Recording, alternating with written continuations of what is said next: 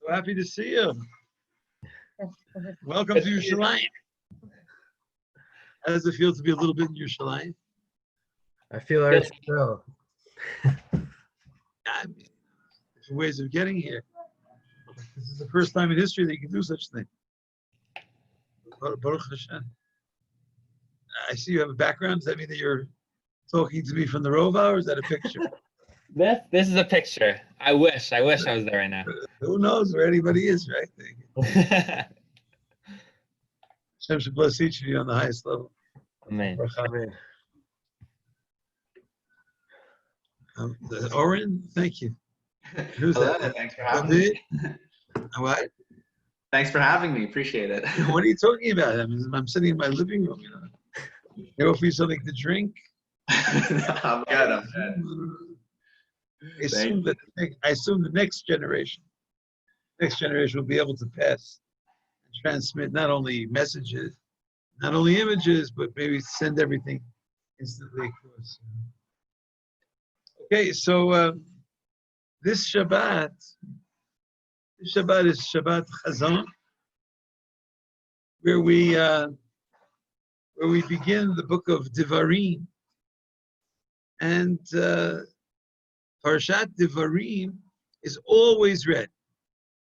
There's some occasions which most of the time it's read. For instance, Parashat Miketz. Most of the years, Parashat Miketz is Shabbat Chanukah. I have a connection to Shabbat Chanukah. I was born in Chanukah. But Parashat Miketz is not always Shabbat Chanukah. Yeah, Parashat Mishpatim is many times a Parashat Shekalim. Not always. Parashat Devarim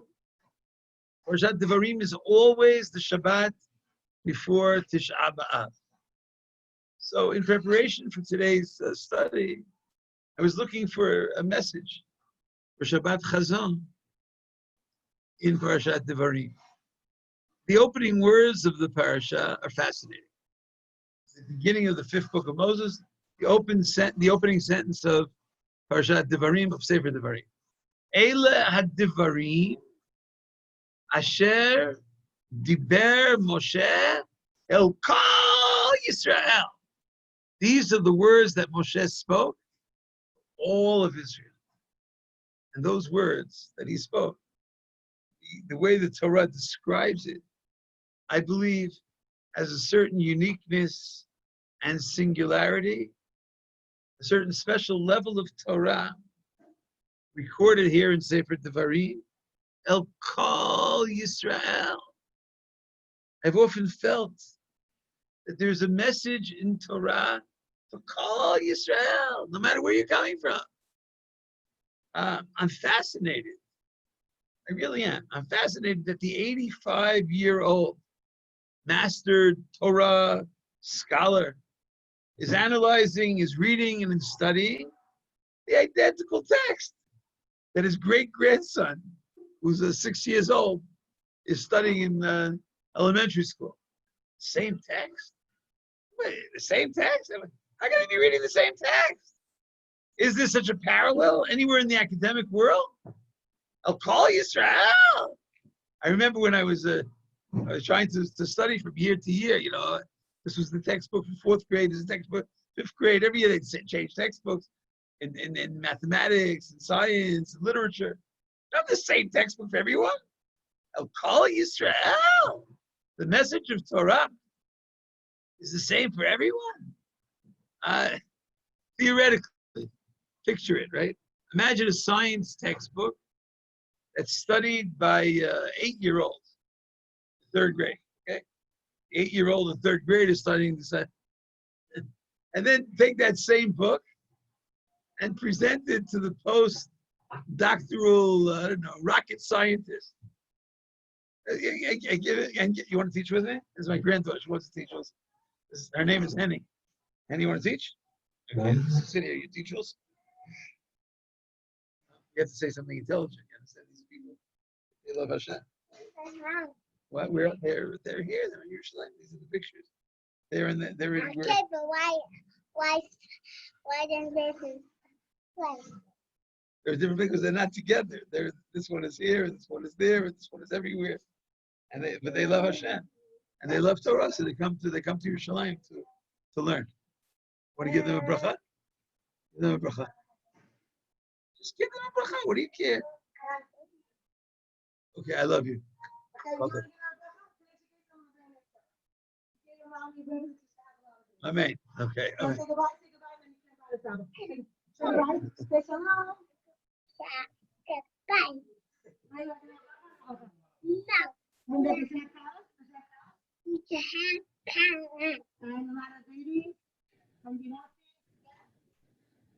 I'm sorry. Amen. Maybe they'll deduct that from my salary. I mean, private appearances of grandchildren in the middle of a disciplined class and Leva Torah. Is that okay? I mean, have your it's not a violation of anything. No, not at all. What? No, it was good. It was good. So, and I keep the door locked. I don't even know how she came in here. So I was saying, imagine the same science book for the rocket scientist and the beginning student who doesn't know anything about principles of science. It's just that it doesn't exist. A math book for all people. Like imagine them selling Shalom. Welcome. Imagine them selling a math textbook. They advertise it as, this is the math textbook for everyone. Everyone. The advanced calculus student is studying arithmetic together with the kindergarten model of 1 + 1 = 2. But in Torah, Eila Hadivarim, our parasha begins. Eila Hadivarim, Asher Diber Moshe El Kol Yisrael. The words of the Torah can and will and should be appreciated by all people of all backgrounds, all different levels of scholarship. There's a message there for everyone. It is written in such a way that each person can identify and each person can examine the text. Some expert educators, they're successful if they have a certain target audience. There are certain people that they know how to teach. Let's say they're experts in teaching Ba'alei Teshuvah. People that are beginning their careers in Torah study, outstanding in their shiurim. Put them in the yeshiva gedolah. Take them, let's say, to Amiri Yeshiva, one of the largest yeshivot in the world here in Yerushalayim, right? Thousands of students, and put them in the front of the Beit Midrash. Okay, present your shiur kalali. That's not. I don't talk to these kind of people. I talk to the people who are, who are in need and hearing of inspirational words about why it pays to keep Shabbat, why God exists, or if God exists. And then you have people who only know how to target a certain advanced level of analysis. Today we're going to learn about the Rav Chaim Soloveitchik, Rav Chaim Brisk, an analysis of the words of the Rambam. Why is Maimonides used? It's wonderful. Oh, excuse me, I'm missing a 4th grade teacher. Would you be able to come, please, and teach them? I don't know how to teach 4th grade. I can't teach 4th grade. I know how to discuss Pilpulim and Rambam. I don't know what to say. You know what the greatness of Moshe is? You know what the greatness of Torah is? Eila hadivarim asher diber Moshe el kol Yisrael. El kol Yisrael. Some people only know how to teach men. They have no idea on how to present women's classes. Some people only know how to teach women's classes. They have no idea how to speak to the men. But Moshe, the greatness of Torah, is this all-encompassing experience. I heard from my beloved father, Zechrono Livracha, at the very end of the book of Ecclesiastes. Look at the last chapter, very end of the book, 12th chapter, the end of the book of Kohelet. Kohelet is identified in our sources as being the wisest of men, right? Ani Kohelet Haiti Melech. Who's Kohelet? According to our tradition, Shlomo HaMelech. And it says explicitly in the book of Kings, the wisest person in the world. At the end of the book, it says, V'yoter, Shaya Kohelet Chacham, Od Limad Da'at Et Ha'am. The way most people translate it is, in addition, V'yoter. In addition to being wise, he also taught the mass, he also taught the people. My Abba once taught us an interpretation, I don't know in whose name, that V'yoter, the word Yoter in Hebrew, means more than. So there are Chachamim. They're great Chachamim, but V'yoter, Shaya Kohelet Chacham. Greater than the fact that Kohelet was a Chacham. Od limadat et ha'am. He was able to talk to the Am. He was able to talk to the masses. Wow, but what an accomplishment. The world's genius knows how to talk to the Am. V'yizein, v'heker, tikein, v'shalim harbei. And he took complicated concepts and he was able to teach it en masse.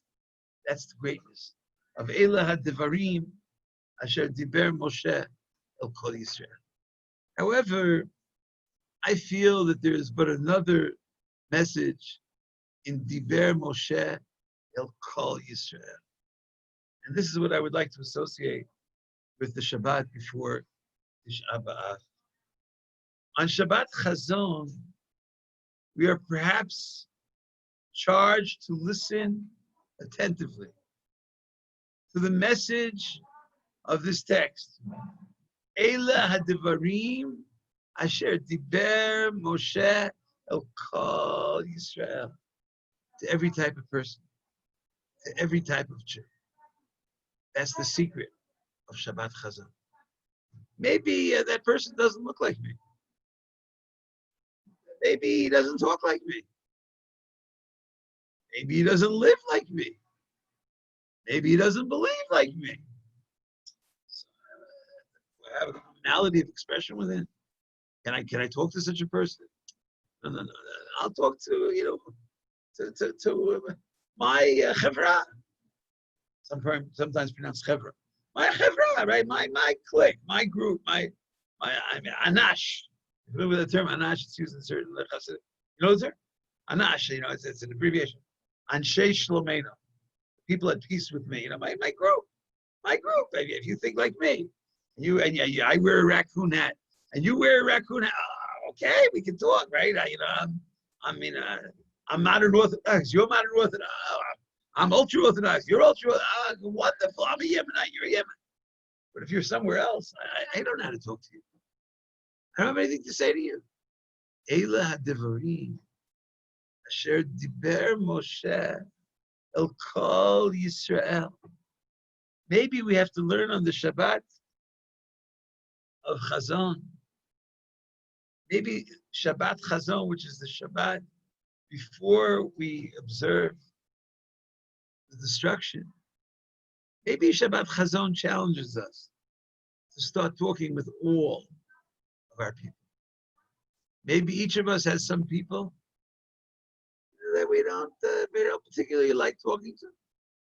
If we have some relatives, we don't identify with them, or I'm colorblind, but let's say the black sheep in certain, I don't want to talk to him. Leave me alone, I'll talk to the other one. With all acquaintances, all of our acquaintances, you have something to say to them? I don't talk to them. Eila hadivarim. There are people that live in the same building. I wish I could tell you that this is an exaggeration.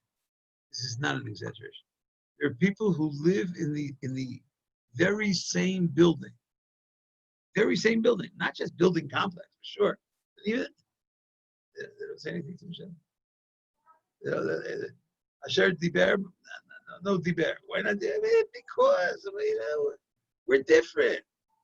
So one of the ways to get ready for Tisha B'Av is start talking to all of our neighbors. Maybe greet them. Maybe that's why we don't greet people on Tisha B'Av. Maybe to show that's Tisha B'Av. That is Tisha B'Av. Tisha B'Av is a day you don't greet people. Because when you don't greet people, that's Tisha B'Av. Shabbat Chazon. Shabbat Chazon. My beloved son-in-law, Rav Willig, Rav Abraham, has a custom. Right after Tisha B'Av, he's in their house. He has such a warm greeting for every person. Oh, yeah. I think it's his own custom, I think. And I asked him once, what are you doing? He said, well, a whole day you weren't allowed to greet people on Tisha B'Av. So one of the things, say some people, this is the first thing they think about after a day of fasting. What's for dinner? What will I eat? What will I drink? And there are some people that, okay, I can say hello to everybody. Shalom. You should Shalom Aleichem. Shalom Aleichem. Shalom Aleichem.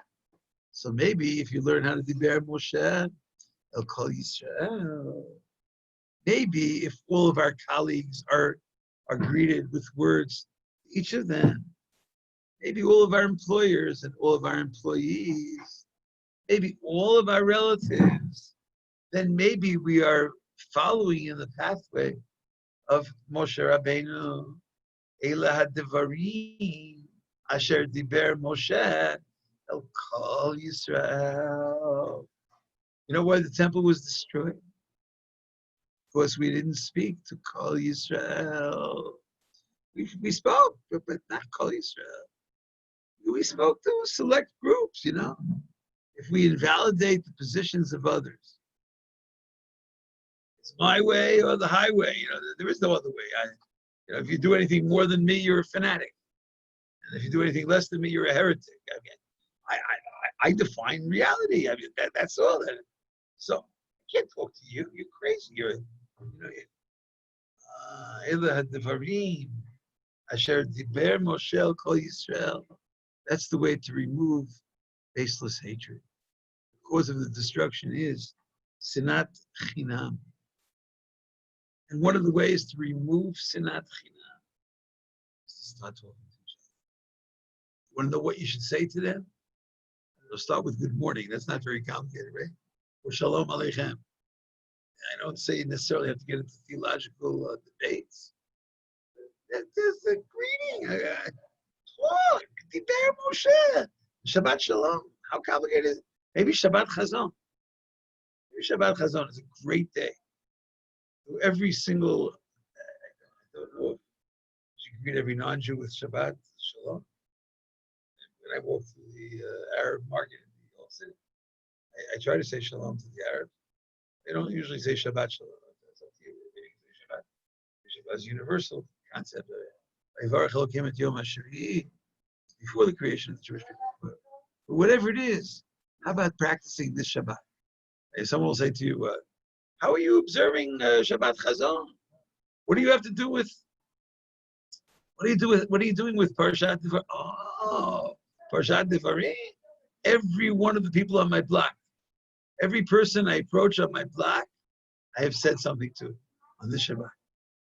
I walked up and down the streets. Some people maybe are still not in B'tei Knesset. I don't know what the situation is in different parts of the world. Let's say in the world of theory, Bezrat Hashem, everybody's back in the Beit Knesset.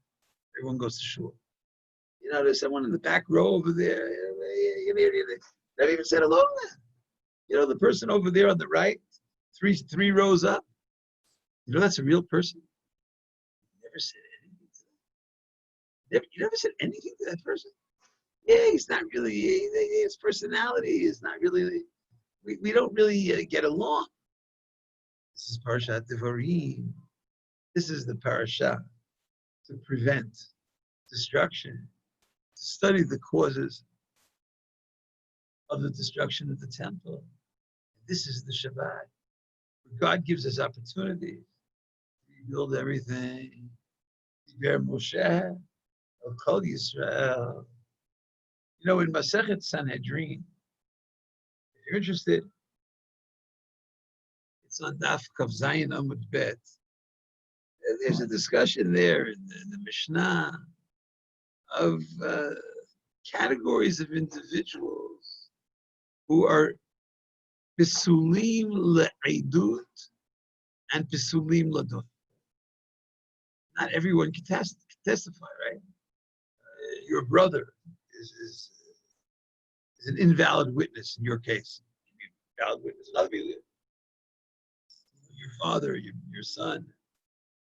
And then there are all kinds of categories of people who openly violate levels of integrity. You can't have them testify because they're known to lie and to exaggerate.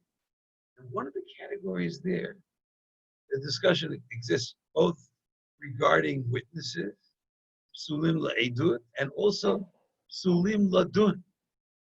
Can you go into a courtroom and can the judge be someone who is a soneh, sinvav nunalis, soneh?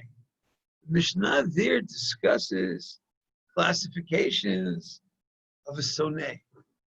If you hate one of the litigants, you're going to be a judge.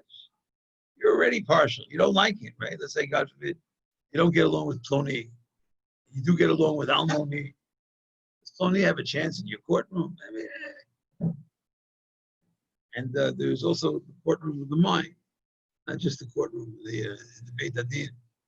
We judge people all the time. Be very, very careful. So the Gemara discusses how a soneh has lost an impartial view of the situation, and it's invalid for din and for edut. And then the Gemara discusses who is this person? Like, how do I know who hates anyone? What does it mean? If I walk around and say I hate him, maybe the Gemara has an amazing classification. I call it soneh. The definition of the soneh is kol shelo diber imo shlosha yamim be'eva. Person that you have not spoken to for 3 days because you hate him. You don't get along. 3 days, you're just cut off communication. Now, many of us, we're so hurt, we're so angry, we're so agitated, we're so frustrated. The halachic definition of soneh is a person that we avoid talking to. And that's why kol shelo diber imo. Diber, that's the Elah HaDivarim Asher Diber. Because we have to break down soneh. Because we want to build the Beit HaMikdash.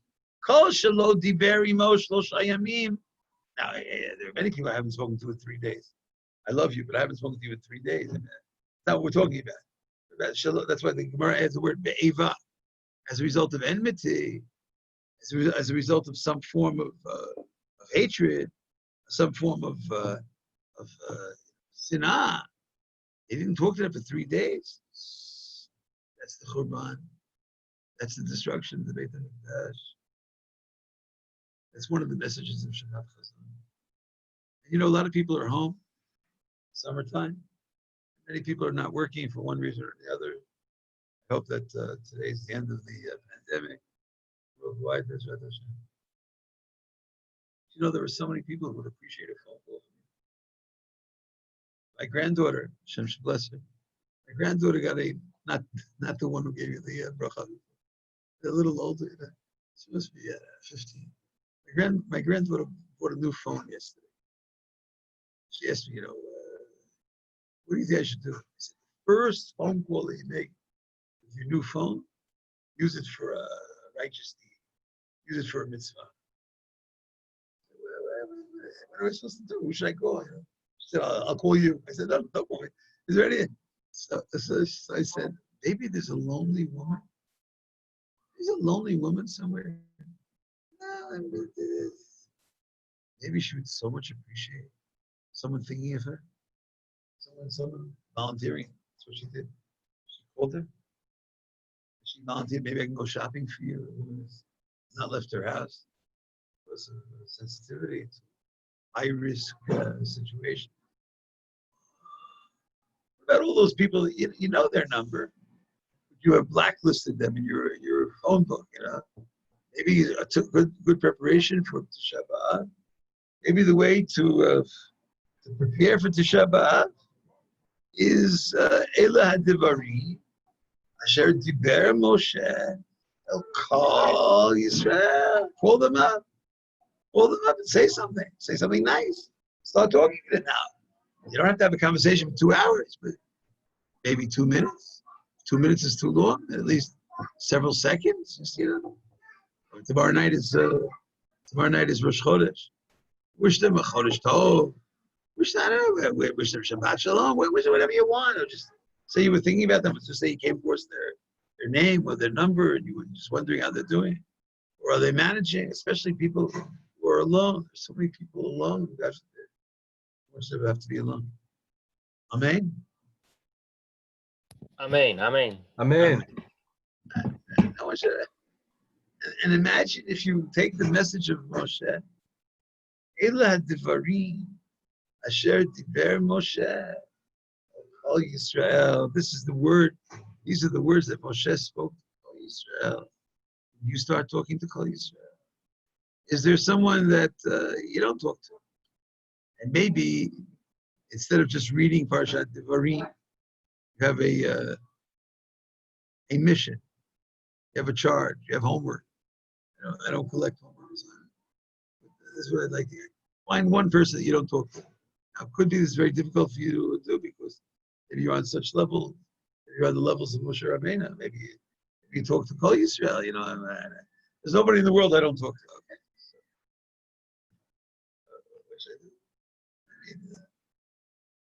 We bless you. Just like Moshe, they talk to everybody.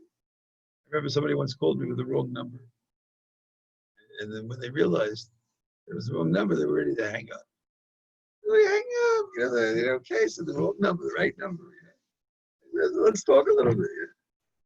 I don't know how, maybe they thought that they reached a certain institution for mentally challenged people, but I don't know what they thought, but I said, you called me, so let's talk. But I don't even know you. Okay, I don't know you, so what? Are you doing? What lesson can you share for today or something? So maybe this is the yesod.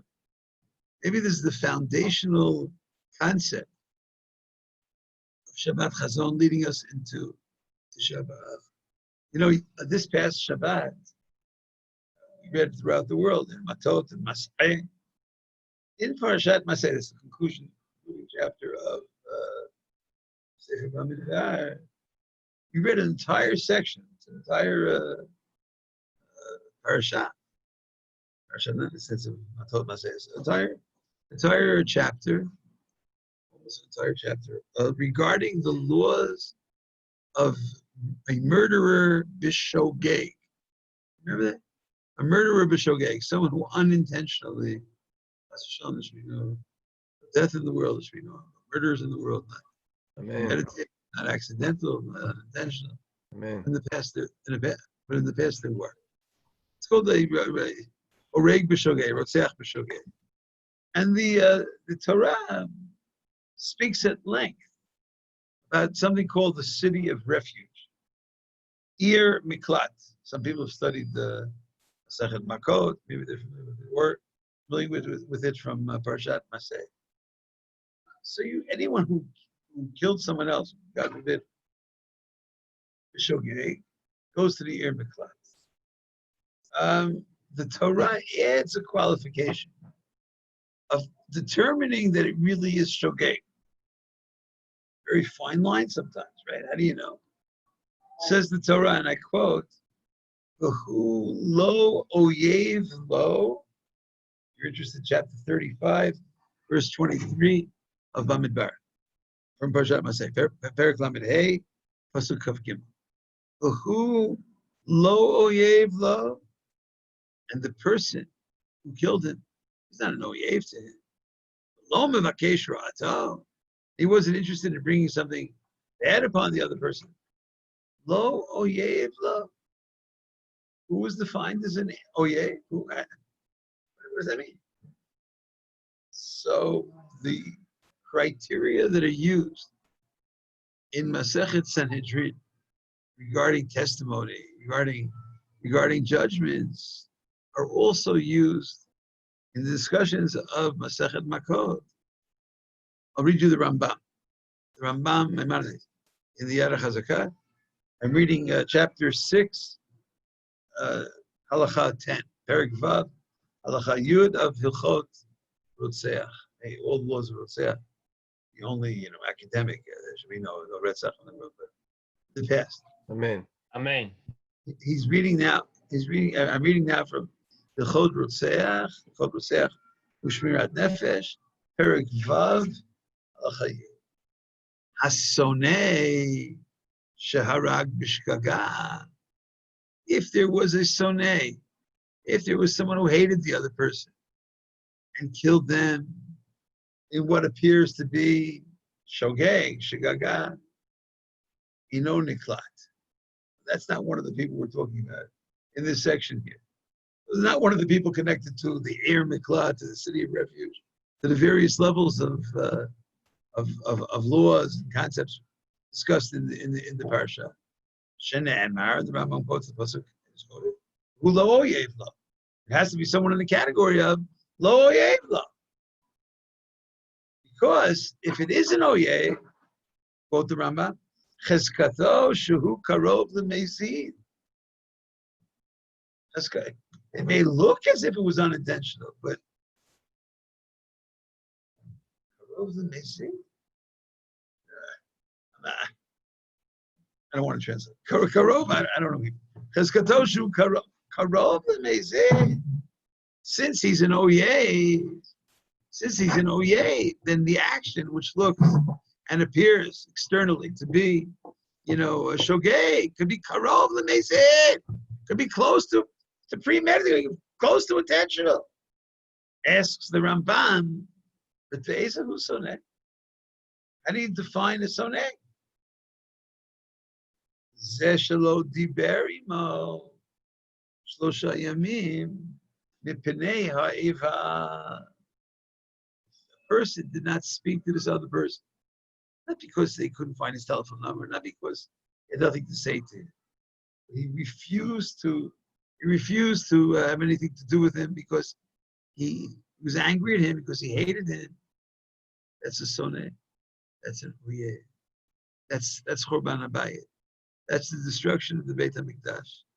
That's the opposite of Eila HaDevarim Asher Diber Moshe El Kol Yisrael. Even if we do have something against somebody, let's say I have a legitimate claim against this person. So some people just bear the grudge inside, right? I don't want to do it. I once saw on Twilight Zone this person who had to read minds.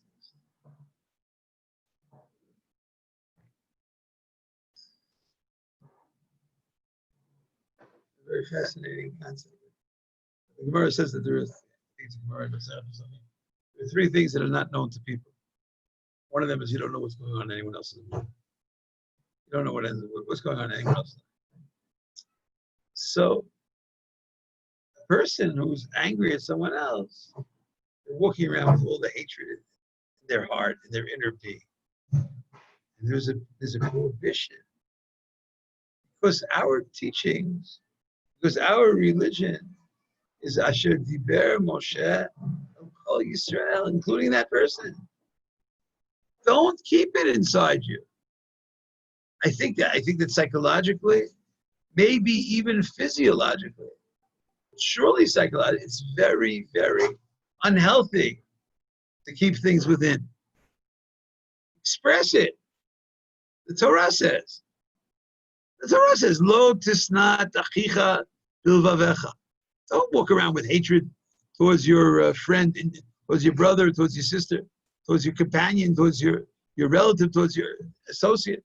Lo tisnat achicha bilvavecha. Talk. Say something. Ocheach tochiach et amitecha. Rebuke them. Criticize them. Talk about the issue. And this is extremely important because maybe this is the key to how to avoid the destruction. And in his section in Yad HaChazakah, dealing with character development, if you haven't read it recently, it's worth reading, especially during these 3 weeks, the 9 days, Tisha B'Av preparation. Read the Rambam's Hilchot De'ot, right at the very beginning of the book. Hilchot De'ot. quoting from Perek Vav, Halacha Vav.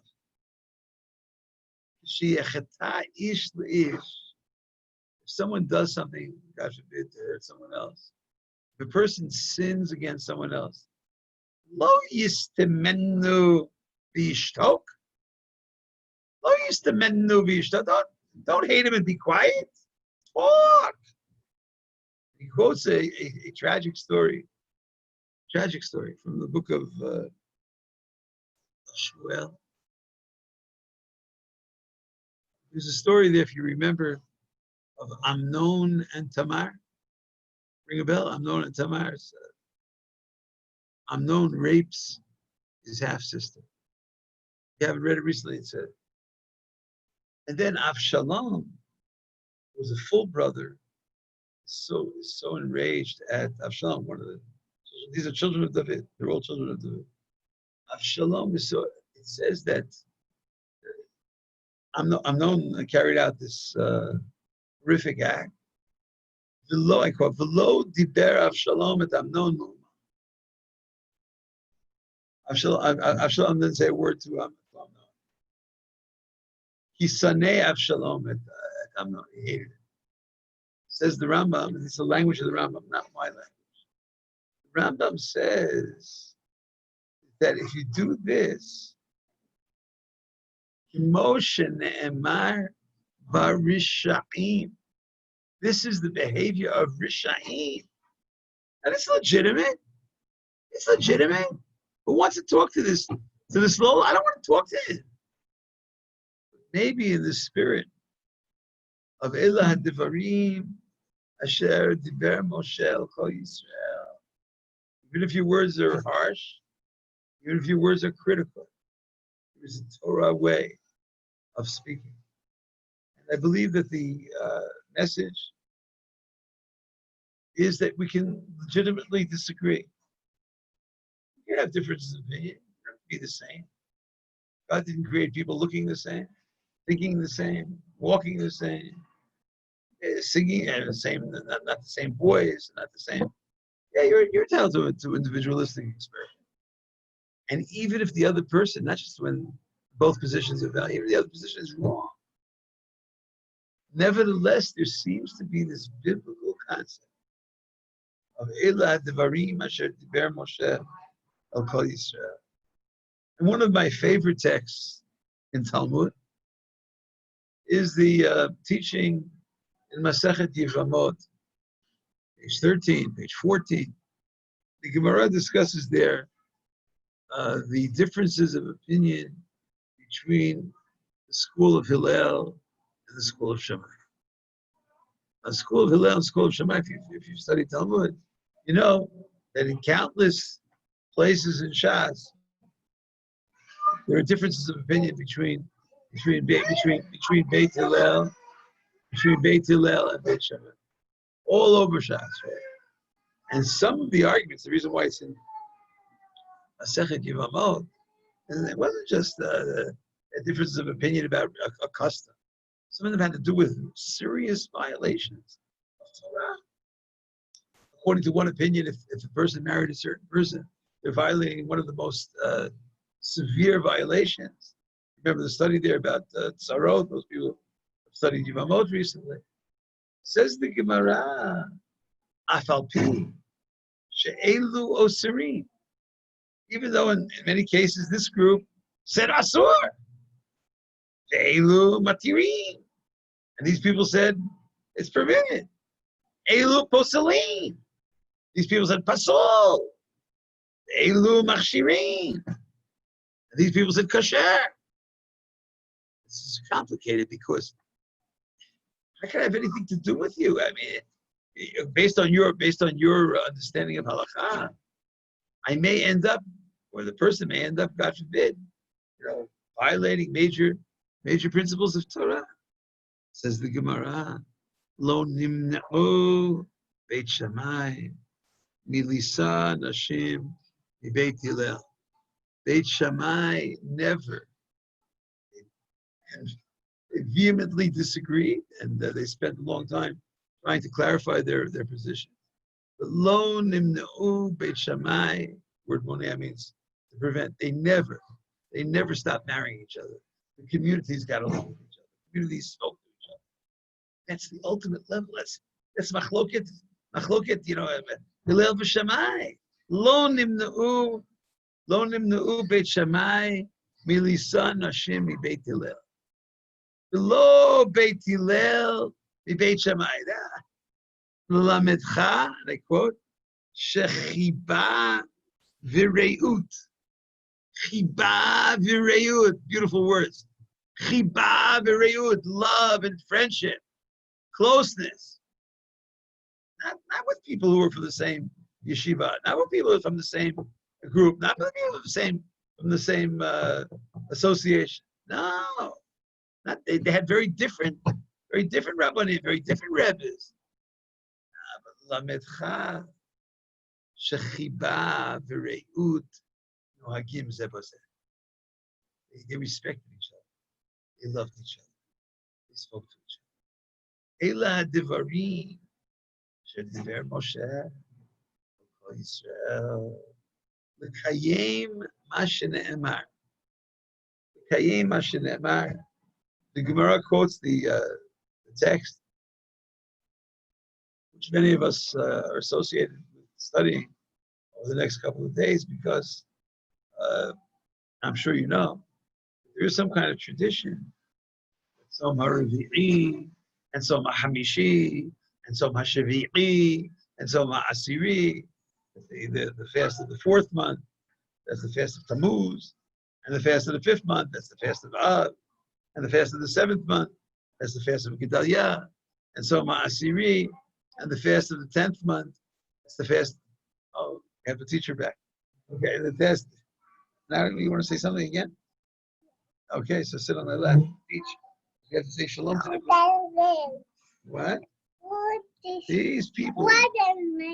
These people were created by Kadosh Baruch Hu. Okay, but what their names? Ask them. I don't know. What's your names? I'm Oren. Hello.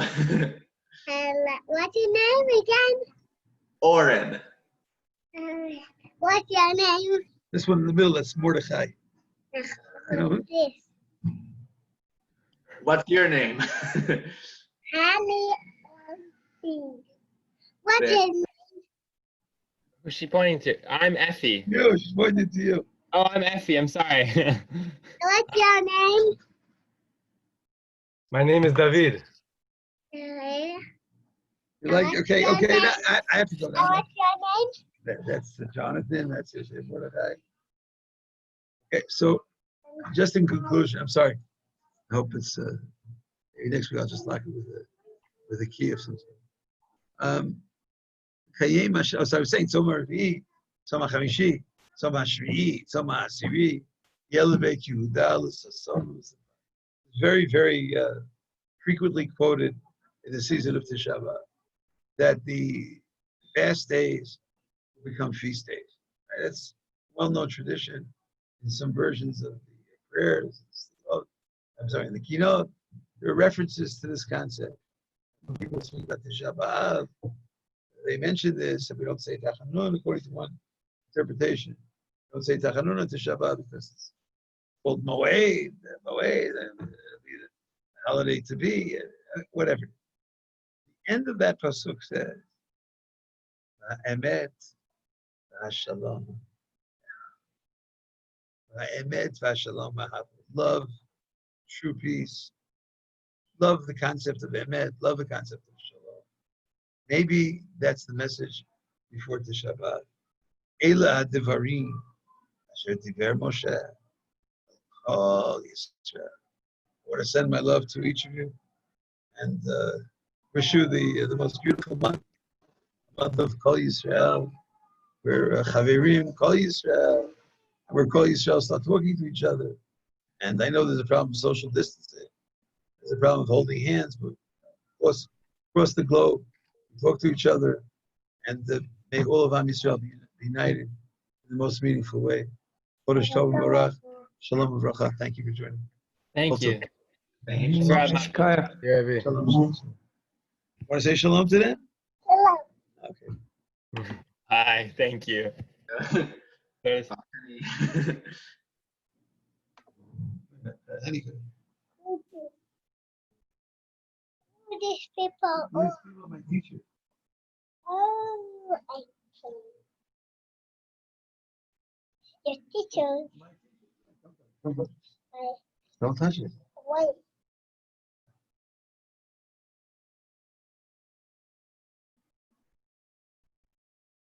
Bye bye.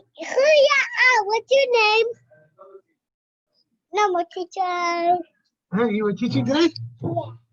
Yeah? Yeah, Mommy. Mommy.